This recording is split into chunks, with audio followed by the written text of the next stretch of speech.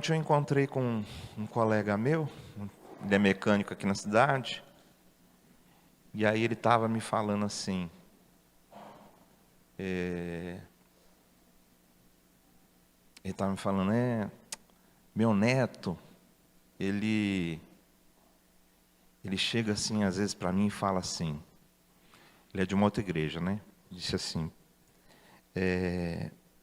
vô, às vezes eu sinto uma vontade de ser pastor. Aí ele pegou e falou assim pro neto dele, falou assim, filho, ora mais, ora mais, pensa direitinho, né? Ele já tem muitos anos já, e aí às vezes a pessoa ela pensa no neto, mas não pensa às vezes no chamado que o neto tem, né? Não tem uma coisa assim, a gente tem um chamado de Deus, e a gente tem que cumprir esse chamado, irmãos. Se nós não cumprimos o chamado de Deus, nós não vamos viver o que Deus tem para a gente nessa terra. Vamos viver uma farsa, entendeu? Então, para a gente viver aquilo que Deus tem para a gente viver aquilo que Deus tem, a gente tem que viver aquilo que Deus quer. E aí, essa conversa com meu colega me levou a um texto que ele é bem assim, para alguns, ele é meio enigmático, para alguns estranhos. Vamos lá em Mateus 8, 22.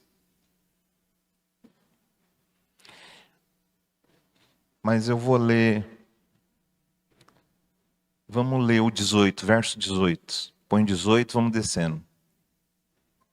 Isso. Vendo Jesus. Que versão é essa daí, meu? Põe a RA. Eu sei que às vezes não tem muita diferença. Vendo Jesus muita gente ao seu redor, ordenou que passassem para outra margem. Então aproximou-se dele um aqui, irmãos? Um escriba. Disse-lhe, mestre, seguir-te-ei para onde quer que fores. Mas Jesus lhe respondeu, as raposas têm covis e as aves dos céus ninhos, mas o Filho do Homem não tem onde reclinar a cabeça. E outro dos discípulos, uma outra pessoa, outro dos discípulos lhe disse, Senhor, permite ir primeiro sepultar meu pai.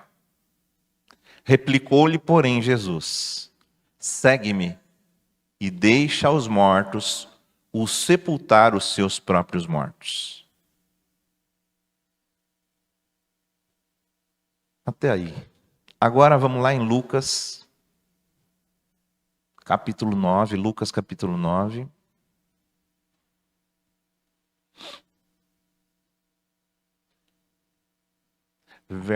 Põe o verso 60.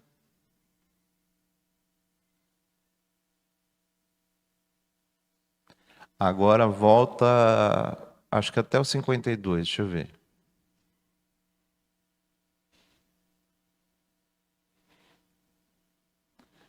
Vai para frente, 53.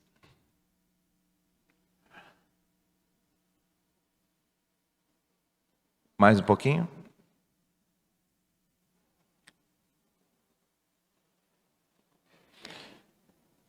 Indo eles caminho fora, alguém lhe disse, seguir-te-ei para onde quer que fores. Olha que peso que a pessoa falou para Jesus. Seguir-te-ei para onde quer que fores.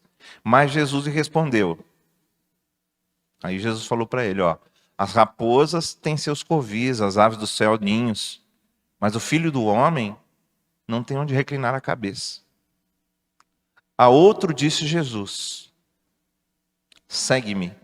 Ele, porém, respondeu: permite-me ir primeiro sepultar meu pai. Mas Jesus insistiu: deixa aos mortos os sepultar os seus mortos, os seus próprios mortos. Tu, porém, vai e prega o reino de Deus. Outro lhe disse: seguir-te-ei, Senhor, mas deixa-me primeiro despedir-me dos de casa. Pode ir mais um pouquinho? Mas Jesus lhe replicou: ninguém que tendo posto a mão no arado olha para trás é apto para o reino de Deus. Amém? Aleluia, Jesus.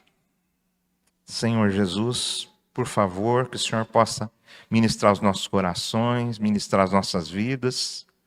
Fala com a tua igreja, independente, Senhor Deus, da minha fala, daquilo que eu ministrar ao coração aqui, que o Senhor possa abrir o entendimento, trazer revelação, trazer sabedoria na tua palavra, Pai. É o que eu te peço agora em nome de Jesus. Amém. Bom, os textos da Bíblia, eles são bem assim. Às vezes a gente lê a Bíblia como se fosse uma coisa só, né? Do Gênesis a Apocalipse. Parece que alguém foi lá e saiu escrevendo, foi até o Apocalipse. Mas não é assim. A Bíblia, ela foi escrita em tempos diferentes, em culturas diferentes. Então tem culturas aqui na Bíblia, tem muita coisa diferente de hoje. Às vezes a gente olha para a Bíblia, a gente quer pegar um texto da Bíblia e encaixar ele na nossa vida, sem saber primeiro o que ele está falando. Então a gente só dá uma olhada por cima e fala, esse texto aqui. Mas o que quer dizer esse texto? E aí, para a gente descobrir o que quer dizer o texto bíblico, não é uma lida rápida, rasa, mas aí a gente tem que buscar não só no texto bíblico, buscar pessoas que falam sobre aquilo, entender se aquilo que aquelas pessoas estão falando é verdade mesmo, se tem sentido, se é algo histórico. Então, para a gente entender a palavra de Deus, de uma forma assim, para a gente não inventar história, né? Para a gente não inventar história, o que a gente faz? A gente pega o texto e a gente vai no que aquele texto queria falar naquele tempo. Entendeu? O que aquele texto queria falar naquele tempo. Então eu preciso descobrir, por exemplo, a gente está aqui com 2 textos. Os 2 textos estão contando a mesma história, sim ou não?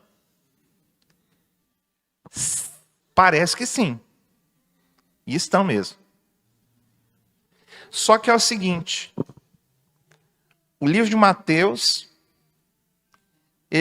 Mateus é judeu, né? Mateus está escrevendo, às vezes você pensa que a Bíblia foi escrita, por exemplo, o livro de Mateus, Jesus estava ali fazendo as coisas e o Mateus estava escrevendo, né? Escrevendo, Jesus está fazendo isso, aquilo. A gente olha para a Bíblia, a gente pensa assim que Mateus foi uma bibliografia sobre Jesus, que Lucas foi uma bibliografia sobre Jesus, contou, biografia, não bibliografia, perdão, biografia, né? Pensa que foi isso. Mas, na verdade, os textos não foram escritos para isso. Nem o texto de Mateus, nem o texto de Lucas. Então, Mateus, ele era judeu, e você pode perceber que no que ele escreveu, ele falou sobre um escriba. Ele não falou sobre um escriba? No outro livro, no livro de Lucas, já não fala de escriba. Não é porque não foi um escriba, mas é porque para Lucas não fazia sentido colocar que era um escriba. Então ele pega e ele escreve que foi uma pessoa. não deu nome, não deu nada. Mas eles vão falar a mesma mensagem que o Lucas tem para o povo. E o Lucas foi amigo de Paulo. O Lucas não foi um discípulo direto de Jesus. Para Lucas conseguir escrever o livro dele, Lucas teve que conversar com muita gente. Lucas teve que ouvir histórias. Lucas teve que ir atrás. Ele foi pago para escrever. Ele foi financiado. Teófilo, né, que era um cara grande lá do Império Romano, ele queria conhecer as histórias de Jesus, queria ouvir mais sobre Jesus e pediu para escrever. Então ele foi lá e buscou e lutou. Só que depois aquelas histórias que Lucas escreveu, elas iam servir tipo 90 anos depois. Iam servir para aquele povo greco-romano. Gente que estava se convertendo naquela época. Por isso que no livro de Lucas, você não vai encontrar, então, o escriba. A palavra escriba. Porque Lucas está escrevendo para gente gentia. Para os gentios. Não era para judeu. Agora, mas a mensagem dele é a mesma. Agora, o Mateus está escrevendo para judeus. E o que está acontecendo é que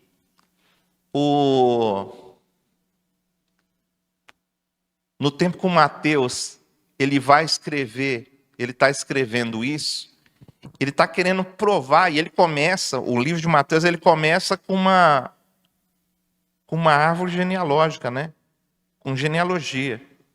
Ele vem trazendo, desde lá de trás, lá, ele vem até chegar aqui em Jesus, para mostrar que Jesus era judeu. E aí ele pega e começa a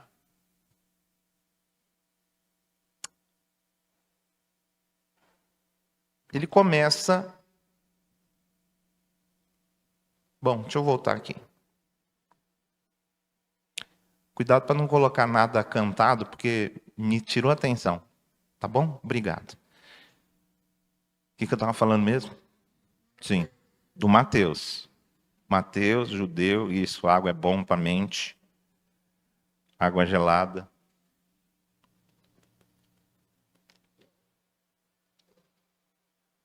Eu estou falando tudo isso aqui para você. Eu sei que para muitos aqui talvez nem faça sentido, mas daqui a pouco vai fazer.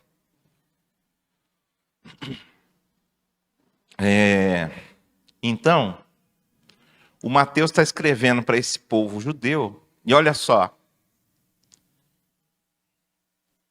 Ele prova que Jesus é o Messias, e as pessoas começam a se converter. Só que eles se convertem, e poxa vida, irmãos, um rabino judeu, o cara andava todo com uns roupão, com uns anelzão no dedo, né? Tinha carruagem, tinha as coisas dele lá. Vai pegando isso aí. Tinha tudo isso aí. Presta bem, nós estamos falando o que mesmo? Nós estamos falando sobre um versículo bíblico, que é: deixe que os mortos enterrem seus mortos. É sobre isso que a gente está falando. Mas a gente tem que rechear em volta para você entender o que é isso. E aí, ele pega, né? Ele mostra que Jesus é judeu. Esses caras da alta sociedade, eles convertem, mas daí eles ficam assim, porque já tinha passado já 70 anos, o templo já tinha sido destruído, Só que ainda tinha uma coisa, né? Tem que abrir mão. Então, os judeus que eram convertidos ao cristianismo, eles começaram a ser expulsos das sinagogas. Judeu convertido passou a ser expulso da sinagoga. E é para essas pessoas, para esses judeus, que o Mateus está escrevendo. E aí o Mateus começa a trazer as palavras de Jesus. Jesus já tinha partido para a glória. O Mateus começa a trazer as palavras de Jesus, o que Jesus falou. Então, o Mateus aqui está trazendo uma palavra pastoral para essas pessoas. Ele está mostrando o Evangelho, a boa notícia do Evangelho. A boa notícia é que o Jesus que tem poder para parar a tempestade, o Jesus que tem poder para ressuscitar mortos, ele não tem onde reclinar a cabeça. Mas como que é esse negócio? O cara tem todo o poder e não tem grana? Parece que sim. Mas aí então eu vou ter que abrir mão dessa pompa que eu tenho para mim poder seguir Jesus. Eu vou ter que abrir mão então desses prazeres, dessas coisas tão boas que o dinheiro me traz, que as coisas me trazem, vou ter que... É isso que ele está falando. E o Lucas está falando para a gente que está lá no Império Romano. Gente que está convertendo, que não é judeu, é de outras nações, e eles querem conhecer sobre Jesus. E Lucas escreveu para o Teófilo, e esse livro agora serve para essas pessoas.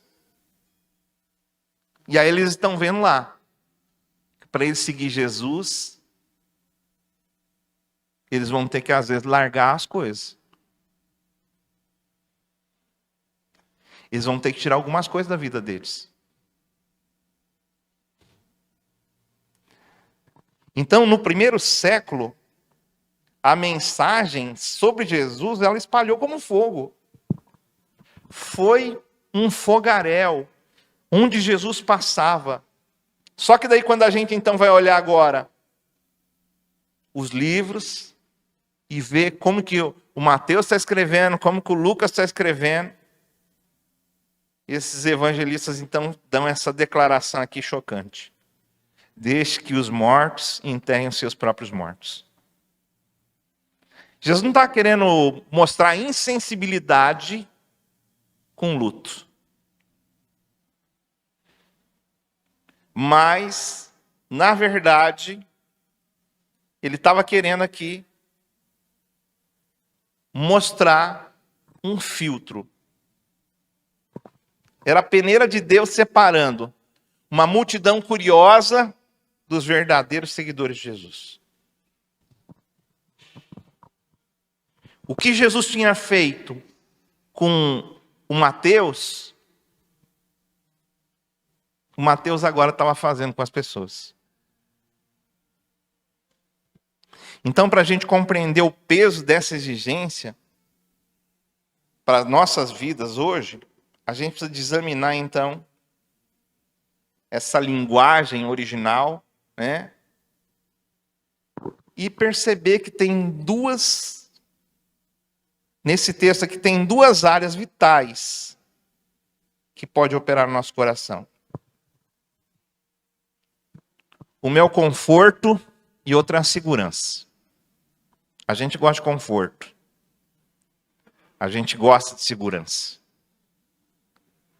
Por que que aquele meu amigo fala assim, rapaz, pensa bem. Filho, pensa bem. Por quê? Porque não era o sonho dele. O que ele sonhava para o neto era, de repente, o neto ser um engenheiro, o neto ser um grande executivo. os sonhos, o sonho americano, ganhar muita grana, se tornar muito rico, muito bem de vida, cuidar da família, né? Mas aí, olha só, nesse texto aqui, agora, a gente entrando nele, a gente vai encontrar alguém, né, esse homem que conversa com Jesus. Quando Jesus fala para segui-lo, o homem não recusa segui-lo. E não. Ele só não quer seguir imediatamente. Ele quer, espera um pouco. Ele só queria um adiamento. Um adiamento social aceitável, né? O que ele falou? Deixa-me ir primeiro. Deixa-me ir primeiro. Deixa primeiro eu sepultar meus pais. E, gente, vou te contar uma coisa. O dever de sepultar os pais era um mandamento cultural e religioso da época. Era uma coisa, era assim uma das coisas mais elevadas que tinha. Inclusive o próprio Jesus até, teve um momento que Jesus falou assim, olha, se vocês dão dízimo disso, dízimo daquilo, mas vocês não cuidam nem dos seus pais. Jesus dá uma chamada já nesse povo. Então, sepultar os pais era um dever cultural, um dever religioso da época. Só que ele está querendo o quê? Usar esse pretexto, ele está querendo usar esse próprio mandamento, essa cultura, para poder tentar mascarar a sua hesitação. Sabe quando a gente não quer ir e a gente fica dando desculpa? Para a gente mesmo. Eu não posso porque eu tenho que fazer isso. Eu não posso porque tenho que fazer aquilo. Eu não posso porque tenho que fazer aquilo outro. Desculpas. E essa desculpa aqui era muito boa. Porque era uma desculpa que tinha a ver com mandamentos. Uma desculpa que tinha a ver com a cultura da época. Só que quando a gente traduz aqui o texto do grego, a força da resposta de Jesus, quando ele fala deixe, quando ele fala deixe aqui, não é um conselho, um mero conselho para eles. Não é tipo, deixa isso para lá. Não é um deixa isso para lá. Quando Jesus fala deixe, Jesus está dando uma ordem. Jesus está dando uma ordem. E esse mesmo termo que é usado ali, ele também é usado para perdoar uma dívida.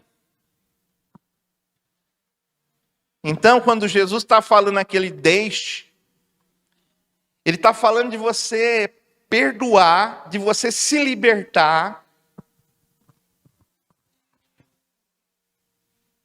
Libertar um prisioneiro, né? Então se liberta.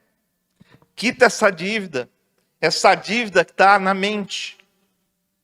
Essa dívida imaginária que às vezes faz você ficar preso no sistema religioso, no sistema mundano às vezes. Porque o Lucas, ele está escrevendo, e a ideia dele como pastor, se ele fosse um pastor aqui não tem uma palavra pastoral, ele estava com a ideia seguinte: esse sistema, esse mundanismo está entrando dentro da igreja, nós precisamos combater isso. Essa coisa de querer dar desculpa. Eu não posso. Eu não posso. E Jesus está falando para se libertar. E Jesus, ao mesmo tempo, quando ele fala deixe, aí ele vai brincar também com as palavras necros, né? Que é da onde vem a palavra necrópsia, que a gente fala aí dos mortos, né?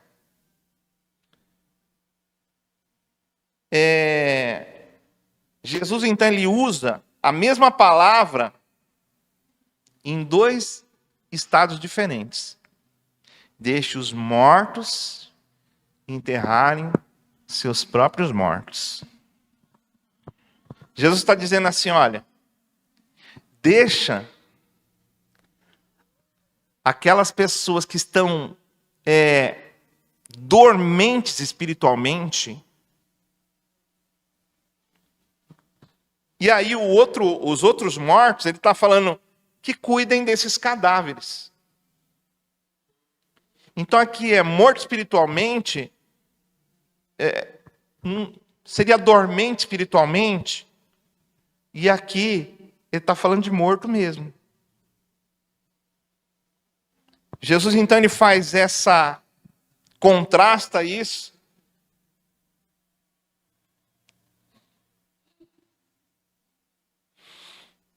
Para quem vive apenas fazendo coisas na igreja. Tem gente que acha que fazer coisas na igreja está servindo Deus. E eu não estou dizendo que não está. Mas a gente pensa que é só isso. Que é carregar uma coisa para cá, carregar outra para lá, usar o nosso carro para fazer uma coisa, usar o nosso carro para fazer outra. Mas o principal é a vida de Deus que a gente tem que levar. O principal é a gente ganhar a vida para o Senhor. Não tem sentido, irmãos, a gente servir a Deus sem a gente ganhar vidas. Não tem sentido.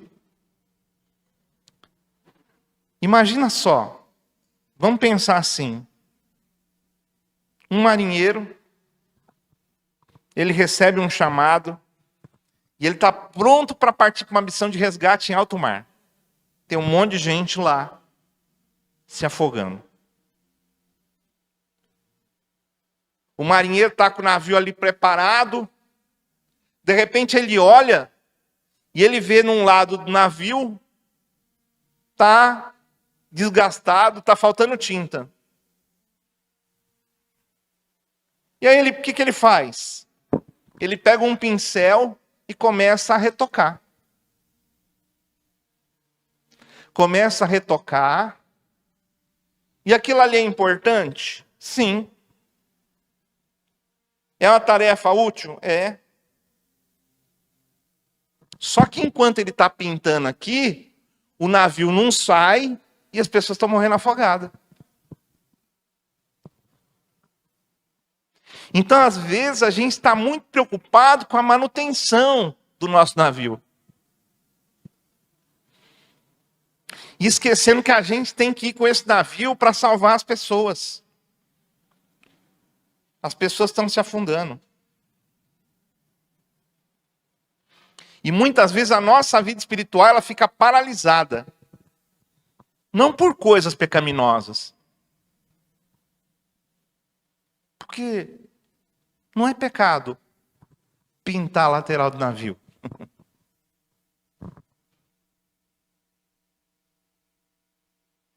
Não é pecaminoso. Não é pecaminoso a gente cuidar das coisas. Não é pecaminoso a gente fazer pintura, a gente limpar o chão, limpar essa bateria que está bem empoeirada. Não é. Não é pecado. Pode fazer. Mas qual que é a tarefa principal? Qual que é a nossa tarefa principal?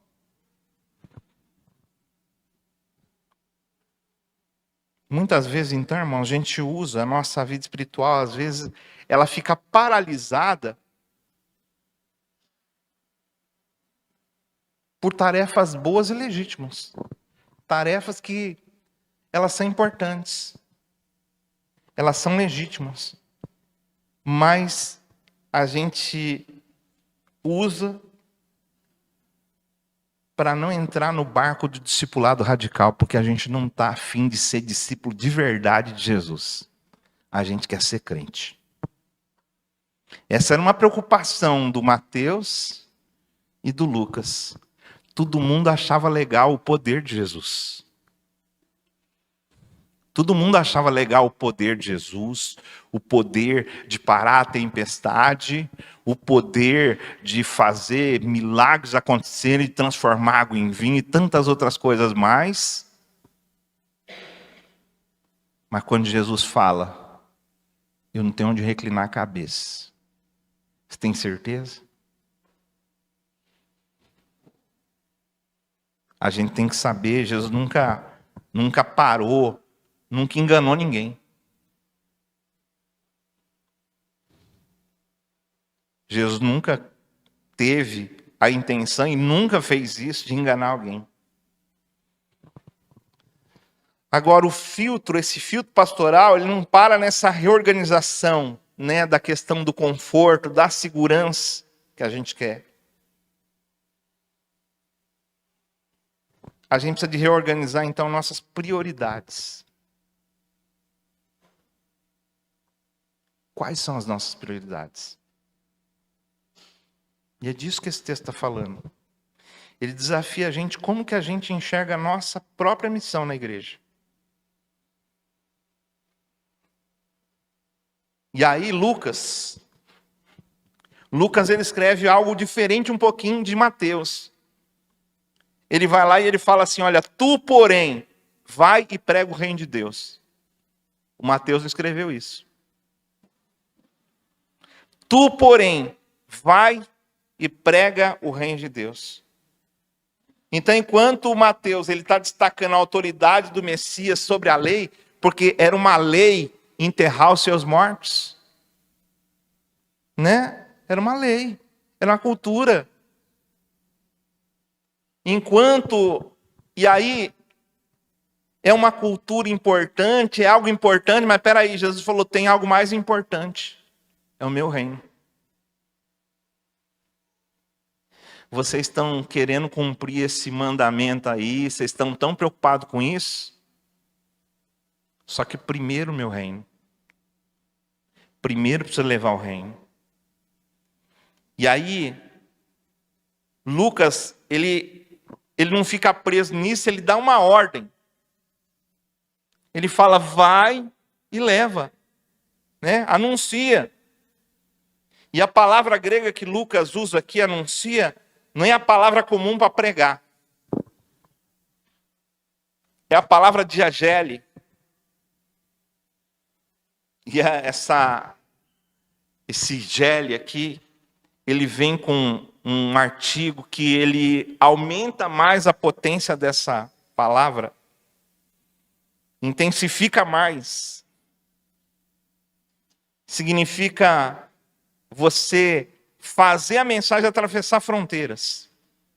Espalhar a mensagem em todas as direções, sem deixar nenhum canto de fora. Ou seja, a gente tem que levar a mensagem para todo lugar, para todo canto.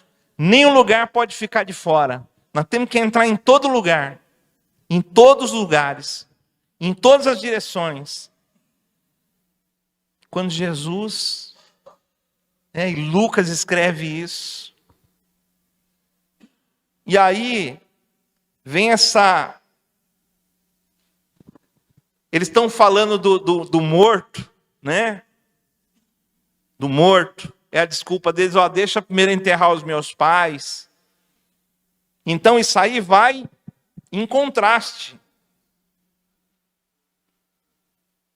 Sepultar um morto é um sinal, um movimento de retração.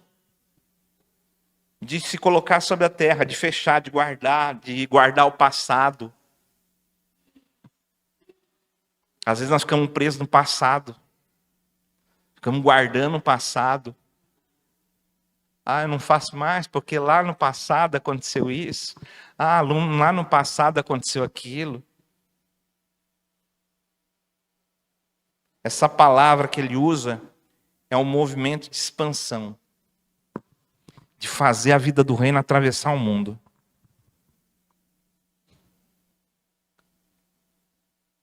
Lucas, ele está aqui denunciando hoje para a gente o perigo da gente ser uma igreja fúnebre. Uma igreja que fica presa em rituais, em estruturas antigas. A gente fica chorando e falando, ai, lembra daquele tempo que Jesus fez isso. Ai, como era belo, como era bonito.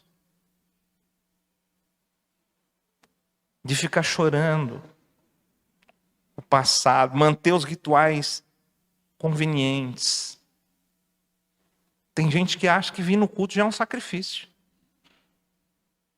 Então ele pensa assim, já fiz o sacrifício da semana, fui para o culto, agora só mais um sacrifício, ir para a célula. Vai para a célula, mais um sacrifício. Nossa, que sacerdote, você fez 2 sacrifícios essa semana? Mas a que está falando da gente abrir mão dos prazeres, de coisas da nossa vida. Para a gente poder fazer a vontade de Deus, para a gente poder ser usado por Deus. O chamado de Jesus é um convite para a gente abandonar a zeladoria dos cemitérios. E a gente se tornar um agente de ressurreição no mundo. E diante dessa palavra aqui, irmãos, diante desses textos que a gente leu, a pergunta que fica para a gente hoje, que é para a gente hoje, não é se a gente concorda com Jesus. Não é, concordo com Jesus. Não é essa a pergunta. A pergunta é, você está disposto a seguir Jesus sem reserva? Ou você ainda vai ficar com reservas? Você vai ainda descobrir, procurar alguma coisa na Bíblia para poder te dar desculpa para você parar? Alguma desculpa na lei? Sabe, hoje, o mesmo Jesus que operou lá milagres na Galileia, diz o texto da Bíblia que depois que ele falou aqui, ele caminhou resolutamente para Jerusalém. Ele sabia que ele ia morrer. Mas ele tomou a decisão, chegou a hora. Estou pronto, vou para lá. E ele continua usando esse mesmo filtro sobre a nossa vida. Nós cantamos músicas muito legais aqui. Achei muito importante essas músicas de hoje aqui, que foi cantada. Mas será que elas são verdades? Será que quando Jesus chama a gente não começa a dar desculpa? Eu não concordo com isso aqui. Eu acho que esse texto aqui não está falando tudo isso aqui não. Vocês são muito radicais. Então, Senhor, eu te seguirei. Mas primeiro... E aí eu pergunto para você, e para mim? Qual que é o primeiro na nossa vida? O que está ocupando o trono do nosso coração? O que está ocupando o trono do nosso coração? Será que é a busca pela estabilidade financeira? A gente está tão doido atrás da estabilidade financeira que a gente deixa a obra de Deus de lado. Será que não? Será que o primeiro é a aprovação da família?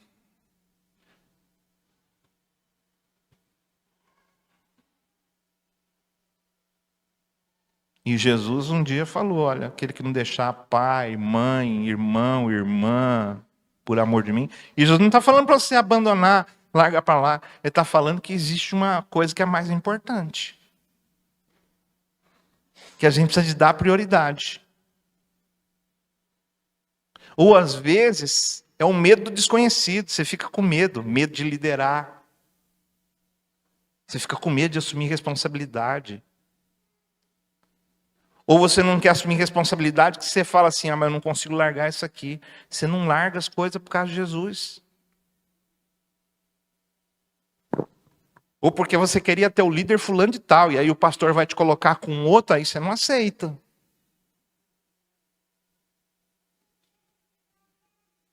Não, quero ficar com aquele ali. Esse é o meu líderzão, esse é o meu papaizão. Para com isso, cara. Família foi feito para isso. Crescer, multiplicar e encher a terra. E chega uma hora que a gente tem que ir. Chega uma hora que a gente tem que avançar. Sabe? Ou às vezes é o desejo da gente controlar a nossa própria história. Você está cheio de sonhos e você não quer abrir mão dos seus sonhos. Você não quer abrir mão porque você já sonhou tudo isso, né? Mas deixa eu te falar. Jesus ele não aceita ser um apêndice na nossa agenda. Nem um amuleto nos momentos da nossa dor. Porque às vezes quando a gente está com dor, a gente vem, a gente acredita, a gente confia. Mas na hora que ele chama, a gente não acredita. Jesus não quer admiradores de milagres. Jesus não quer gente que... Por isso que ele já falou. Falou, você quer me seguir? Ó, os pardais, eles têm ninho. Os lobos, né? Tem seus covis. Mas ó, o filho do homem não tem onde reclinar a cabeça. Tem certeza? Você vai ter que abrir mão. Porque às vezes você fica naquela, né? Olha só. Você aceitou Jesus. Jesus fez milagre na sua vida. E às vezes tem hora que você ora para a tempestade acalmar, a tempestade não acalma. Mas poxa, aquela vez lá acalmou, você pensa que é passe de mágica. Você pensa que Jesus está aqui para fazer a sua vontade. E você estala o dedo e Jesus sai para te servir, para fazer tudo por você. Mas você não faz nada por Jesus. É o contrário. Sabe? Ele não quer admiradores de milagres. Ele busca discípulos. Jesus quer discípulos. A ordem, né? Lá que ele dá, é liberte-se então da indecisão. Não adie. Não fique esperando as circunstâncias perfeitas para você poder fazer a vontade de Deus. Não fica dando desculpas. Não fica dando desculpas para você não fazer a vontade de Deus naquela hora. Então, aquele coloca a mão no arado e olha para trás, não é digno. Não é digno. Eu queria convidar você hoje a avaliar, a olhar, eu olhar para a minha vida, você olhar para a sua, e a gente ver se a gente está realmente abrindo mão para servir Jesus. Ou a gente está querendo ser servido o tempo todo por Jesus. Curva sua cabeça, feche seus olhos, comece a orar ao Senhor. Eu espero que você possa ter compreendido a palavra. Aleluia. E se tem alguma coisa que está em primeiro lugar, o que é que está em primeiro? É Jesus, é a vontade dele, é a obra dele que está em primeiro?